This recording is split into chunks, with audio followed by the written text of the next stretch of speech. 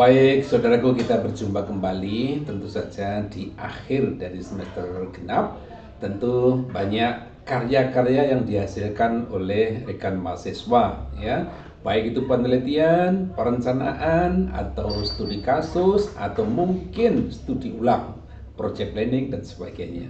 Nah, kali ini memang agak nyeleneh ya. Beliau itu adalah mahasiswa D3 Teknik Sipil Unggul, ngotot untuk membuat prakarya, artinya karya yang diinspirasi dari salah satu desa, ya, salah satu desa namanya kalau nggak salah Dukuh Babadan, Desa Tawarjo, Kecamatan Gemarang. Di sana ada seseorang yang tekun untuk membuat bata, kemudian dibakar. Nah, bata yang dibakar ini tentu saja akan memotong kayu-kayu yang di sekelilingnya, karena memang daerah itu memang di lingkungan hutan jati. Nah, oleh karena itu beliau waktu anjang sana ke sana melihat-lihat, wah di sini ada potensi produk bata merah, tetapi masih harus nyetok kayu, dikeringkan kayu-kayu jati dari cabang-cabang atau ranting itu. Kemudian juga menangkap bahwa di sana ada selepan padi. Akhirnya lahirlah dia ini melahirkan ide untuk menggabungkan bagaimana kalau membuat bata dengan sekam padi.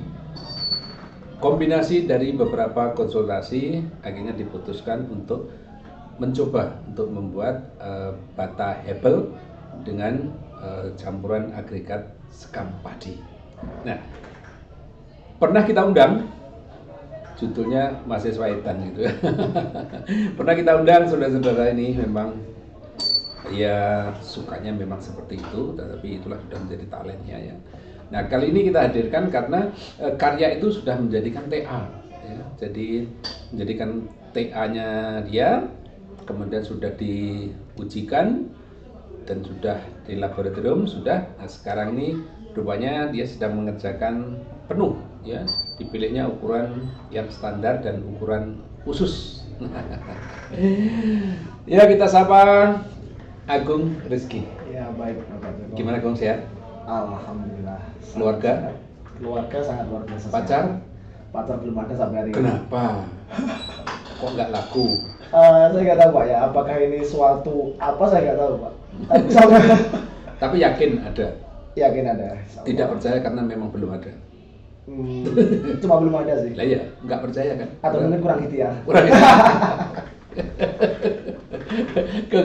saya ini melihat kamu masih tetap aneh sampai hari ini ya. Ya harus Pak. Ketika ada sampai ada dosen mengatakan bahwa ini tidak boleh ya, tidak boleh. Jadi apa? Teknologi tepat guna atau penelitian itu bukan untuk D3. Tapi kau bilang bahwa D3 itu kan unggul, gitu ya. Yeah. Jadi harus bisa kan gitu. Kenapa ilmu harus dibatasi kan gitu waktu itu ya. Benar. Itu benerkah ide itu kamu hanya prihatin karena kanan kiri ranting-ranting pohon jati ditebang-tebang supaya kamu ini supaya tidak membakar, jadi bata tapi tanpa dibakar, betul begitu? Ya sebetulnya ada banyak benarnya seperti itu, tetapi di sini yang menjadi latar belakang pertama ya Pak. Sekarang ini dunia itu sedang mengalami suatu beban daripada banyak limbah, entah itu plastik, entah itu limbah organik dan sebagainya. Dan semua orang itu berusaha untuk memunculkan satu buah karya produk betul. yang bisa memanfaatkan daripada limbah-limbah tersebut, sehingga nantinya dapat mengurangi daripada potensi risiko dan juga bisa untuk meningkatkan ekonomi. Termasuk limbah padi tadi ya. Termasuk limbah padi. Memang kalau saya lihat sekam itu kalau waktu banjir itu memang ya dilarutkan begitu saja. Ya, benar. Kalau tidak ya sudah sampai numpuk-numpuk, belum lagi kalau kebakar. Ya. Itu agak bahaya. Ada anak kecil main, kemudian ada hewan piaraan yang ke situ dan sebagainya. Selain ide itu, kamu kan apakah betul? Saya melihat kamu ada pemerhati pada masyarakat kecil. Ya, itu sudah sejak dulu sih Pak Dewo. Jadi memang ya kembali lagi ke keluarga. Mungkin waktu itu dari mulai sejak saya SMP sampai ke kuliah hari ini, saya itu cenderung bergaul dengan orang-orang dewasa. Cenderung dengan orang-orang yang umurnya itu terpaut jauh. Iya, betul.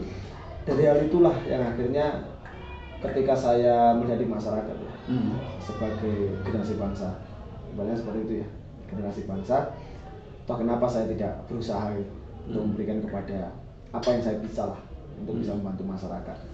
Bukannya itu terinspirasi dari kondisi rumah tangga, mungkin maaf ya bisa dijawab, boleh nggak dijawab juga nggak apa-apa.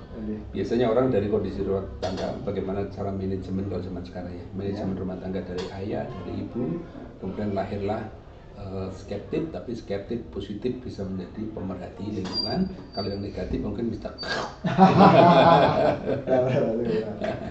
betul gitu ya? Iya, memang kalau ditarik lagi seperti itu. Karena ya ada beberapa hal.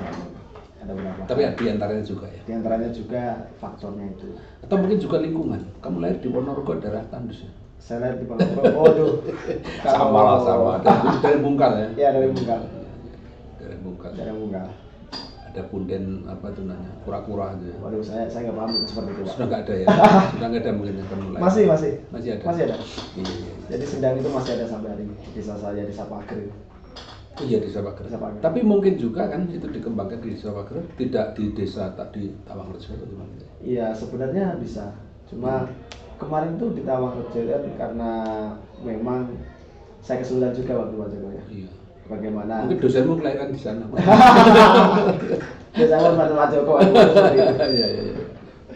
Dan kebetulan di sana saya lihat memang potensi sekam padinya kan tidak dimanfaatkan. Iya, nggak dimanfaatkan. Termasuk di tempat penggilingan waktu itu, ketika saya lakukan dokumentasi memang tidak dimanfaatkan. Akhirnya memang kalau kita bicara Pak Joko ya, kita bicara ke arah teknologi tepat guna, itu mungkin masih terlalu jauh ya, karena sangat panjang ya. Ada beberapa unsur yang harus ditepati.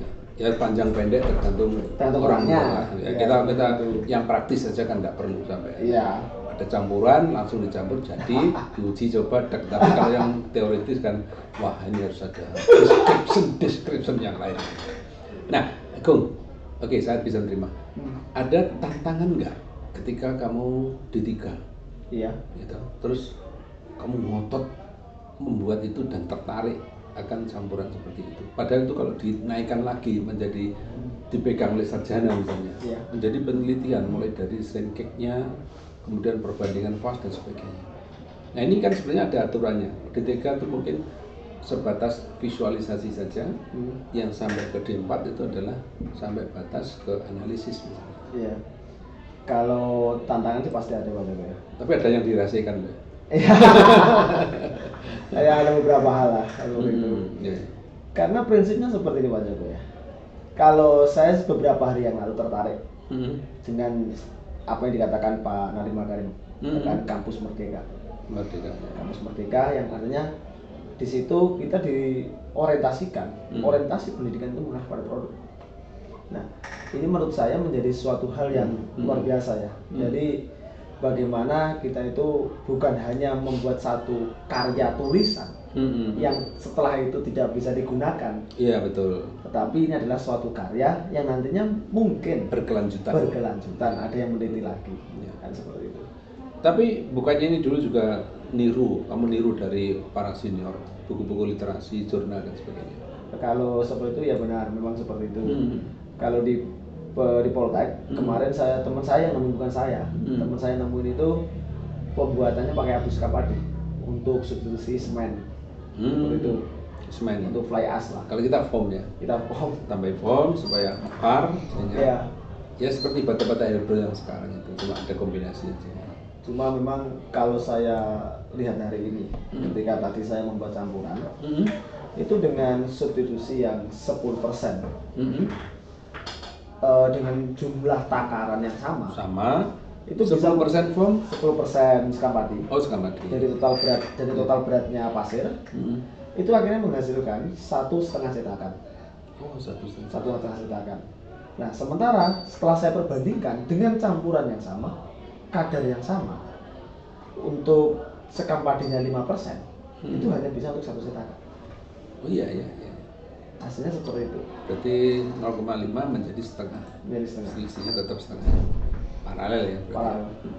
Nah, selama ini ya kita akan berinovasi ya dari yang sudah ada, kemudian berinovasi ke situ. Ketika mempertahankan ujian yang bagaimana Pak? Ujian lesan gimana? Ya saya mempertahankan sependapat saya Pak.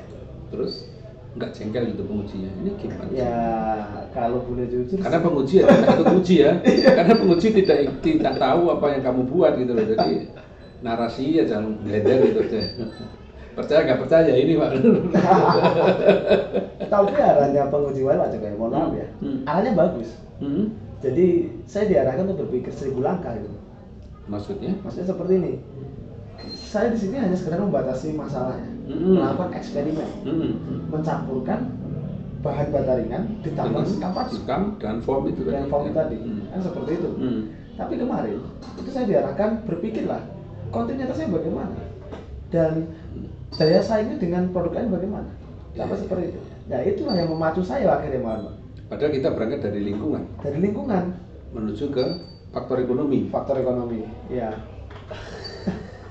Iya.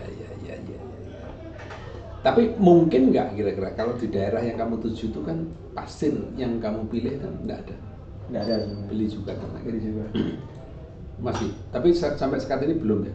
Belum dihitung ya dari faktor ekonomi. Belum dihitung. Cuma ini insya Allah nanti sebentar lagi akan saya hitung. Yang real gitu ya. Ya. Jadi sekarang masih proses. Proses yang 2 tipe tadi ya. Iya 2 tipe itu. Tebel yang kecil berarti tebel 7,5 15 kali 30. Jadi yang besar 8 20 40. Ini yang normal ya. Jadi ya kalau dikatakan normal tidak terlalu normal maksudnya. Cuma enggak, maksud saya ukuran yang umum kan yang 8 20 10. 10 itu yang normal di pasaran. Sedangkan yang kamu buat khusus tadi yang 7,5 kali 15 kali 30.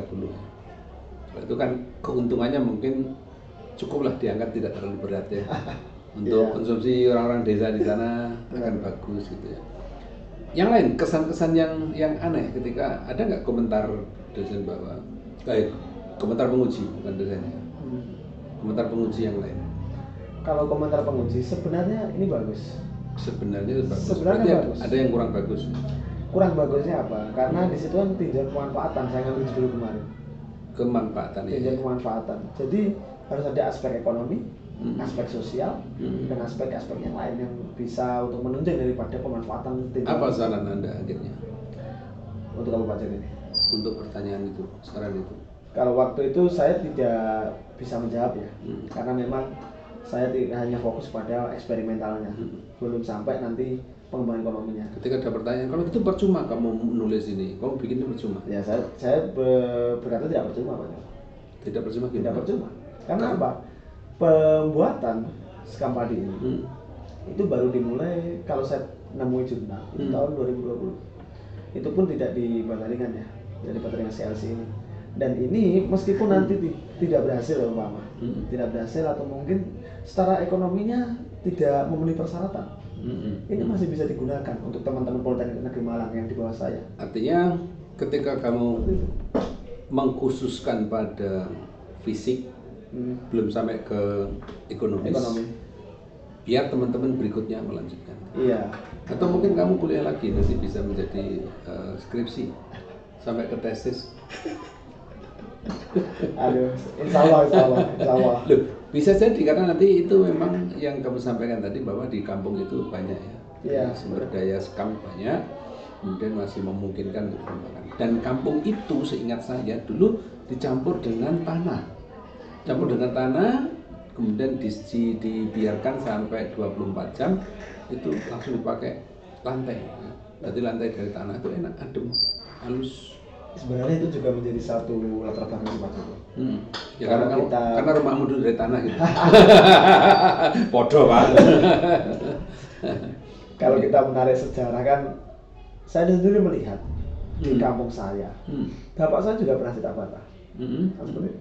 Ada saudara juga pernah. Dan saya melihat di situ memang tanah kita dicampur sekam. Iya betul. Katanya biar lebih ringan waktu itu. Lebih ringan dan tidak berpengaruh pada kekuatan bata itu sendiri. Ya. Apalagi permukaan sekam itu rigi-rigi ya, Iya, berrigi. kasar sehingga dia bisa mengikat tanah di sekelilingnya. Iya. Ya rupanya dulu latar belakangmu itu juga ya, sama gitu ya. Terus saya pernah nyetak bahan Tapi enak loh ya, enak lantai tanah itu enak kalau tidur, hangat. Itu dulu nggak masuk angin ya, kalau sekarang. Kalau sekarang nggak kuat sih Pak. Semakin kesini manusia semakin sombong ya. Kesombongannya ada perspektif. Perspektif ya, tergantung kondisi. Oke Gung, jadi ketika sudah itu dinyatakan lolos ya, Alhamdulillah. Wisuda Tahap 1. besok. Hari ini ambil Toga. Maju tahap 3. Ini yang terakhir ini pelecehan yang terakhir. Maju tahap 3 wisuda pertama. Iya. Gimana itu? Maju tahap 3 wisuda pertama. Bebas tanggungan? Sebenarnya kan syaratnya cuma kita masuk di siakan. Kita masuk di siakan. Setelah itu bisa ngajukan di website alumni. Dan menunggu persetujuan kampus dan ternyata kampus menyetujui. Oh iya. Sudah, saya maju. Ya artinya memang wisuda sama syarat untuk memenuhi tanggungan tidak ada kaitannya gitu. Tidak ada kaitannya Pak. Jadi ijazah silakan lanjutkan, revisi silakan, wisuda adalah pesta. Wisuda adalah pesta syukuran. Karena bapak saya begini kemarin Pak, saya kan telepon bapak saya. Pak, ini saya wisuda tahap 1, tahap 2. Tahap 1 aja. Loh, kenapa Pak? Ini kan saya belum selesai revisi juga. Saya seperti itu. Loh, kalau kamu tambah 2, euforia sudah tidak ada. Oh iya betul. Daya magicnya enggak. Daya magicnya enggak ada. Daya magicnya enggak. Oke, itu mungkin angkatan ini satu-satunya kamu yang bikin Iya, dari teknologi tepat guna ya. Benar. Harapanmu gimana? Tentang teknologi tepat guna yang setipe dengan Anda itu. Harapan saya Pak Joko D3 itu? D3. Untuk yang harapan bagaimana ini? Maksudnya ini kan kamu kan satu-satunya. Iya. Nampaknya memang akan dimanfaatkan oleh orang kampung sana. Iya. Saranmu buat teman-teman yang lain? Saran saya buat teman-teman yang lain, karena saya hari ini Diplomatika sendiri yang membuat satu karya terapan yang memang masih banyak kekurangan karena kita mencoba ya. Iya. Tetapi saya harap kepada teman-teman nanti ke depan ini janganlah takut untuk mencoba. Janganlah takut untuk mencoba. Dan janganlah takut untuk kecuali yang dicoba itu membahayakan. Dan yang penting paling penting Pak Joko ini, jangan takut berbuat salah dan jangan malu mengakui salah. Karena saya belajar kejenengan kemarin. Saya belajar kejenengan. Yang repot itu tidak tahu kalau ini salah.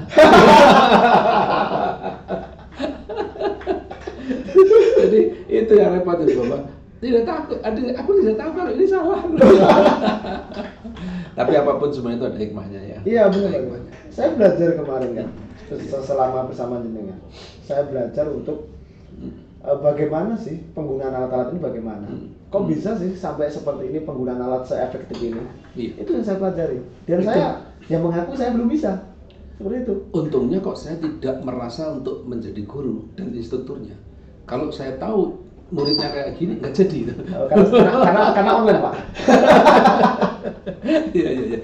Kalau kemarin kalau nggak salah ada pertunjukan ya, Ini Anda kan suka dengan tradisi dan filosofi iya. Jawa terutama ya. Nah.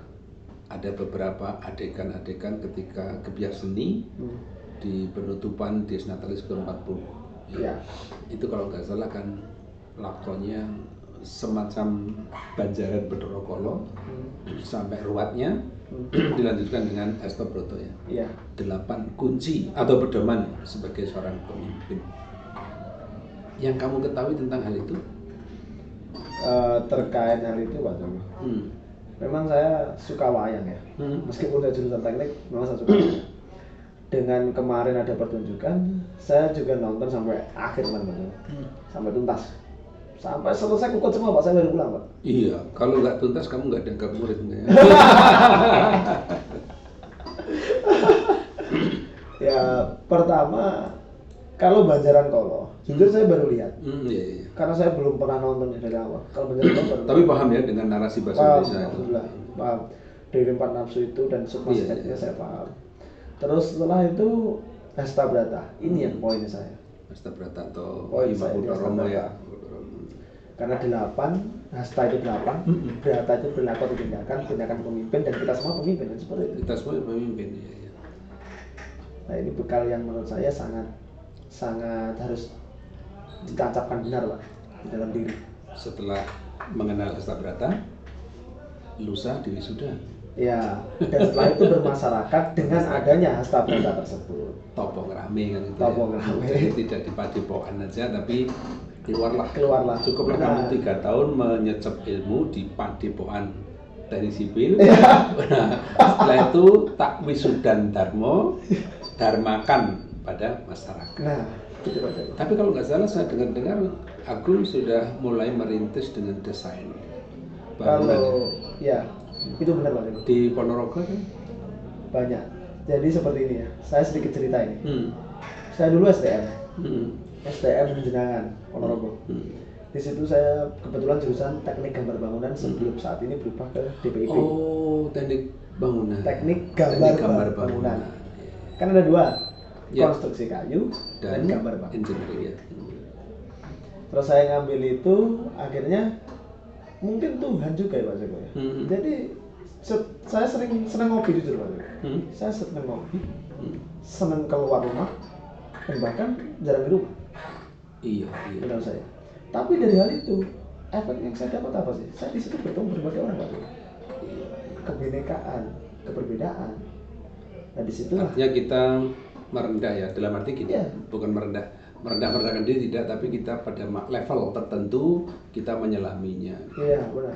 Atau mungkin karena kamu di situ STM sudah terlalu tinggi sekolahnya. Waduh, saya STM juga termasuk peserta lomba kompetisi siswa sih Pak. Karena di kampungnya kamu STM sehingga kamu di sana menjadi ndase semput timbangan buntu gajah kan gitu. Tapi sudah ada Pak. Tapi saya nggak fokus di struktur ya. Saya fokus di konsepnya, konsep desain. Oh, di konsep. Konsep desainnya itu sudah ada sekitar 100 rumah sejak 2018 yang saya konsep di Ponorogo. Dan itu update ya. Dan itu update. Masa kini ya. Masa kini. Untuk milenial. Atau warna-warni. Liliput dan sebagainya itu. Iya. Kayak rumah itu apa? Boneka itu. Itu yang disenangi mungkin ya. Atau mungkin objeknya.